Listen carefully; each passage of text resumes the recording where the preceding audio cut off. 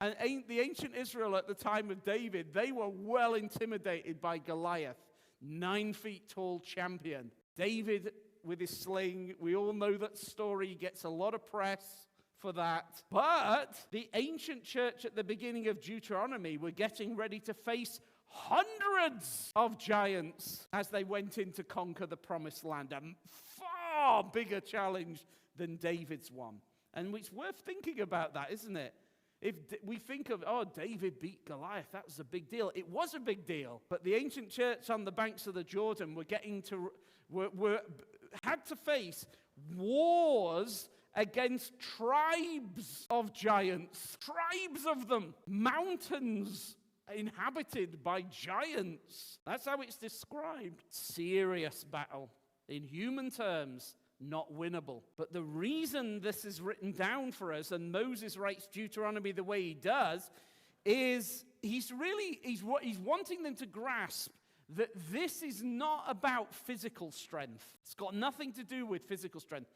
And as the Apostle Paul writes, we don't wrestle against flesh and blood enemies. See, this is to teach us, just as much as them, that our enemy really, it's not flesh and blood, but powers and principalities, spiritual forces in heavenly places.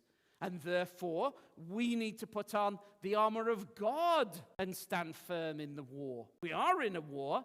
The giants we face, though, and they're not the physical, they had to face real physical giants. But the book of Deuteronomy is saying, yeah, that's easy if you've won the real battle. The real battle is not the physical giants. The real battle is spiritual giants that are of a different order. It's battles that you must win in your heart and mind, in your life. Those are the battles that will determine all the other ones. That's the point of Deuteronomy.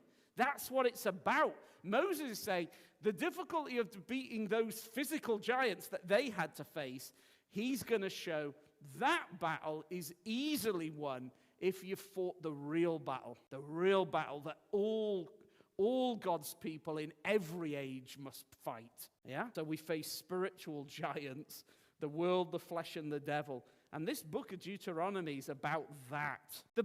Deuteronomy is essentially a collection of sermons preached by Moses on the banks of the Jordan. A collection of sermons that he preached to the people at that time to prepare them to cross over the Jordan River. Now, we read from Hebrews because right at the end of the book of Deuteronomy, when he's done all this training course in how to fight the real opponents and beat them inside and outside, all of that. At the end of Deuteronomy, he's giving them this final commission to say, now then, you are now actually going to go across and fight giants now. And Deuteronomy 31, verses 6 to 8, he says, look, be strong and courageous. Don't be afraid or terrified because of them, for the Lord your God goes with you. He will never leave you nor forsake you. And then he goes on, he gets Joshua and then commissions Joshua, and he says the same to him. The Lord himself goes before you and will be with you.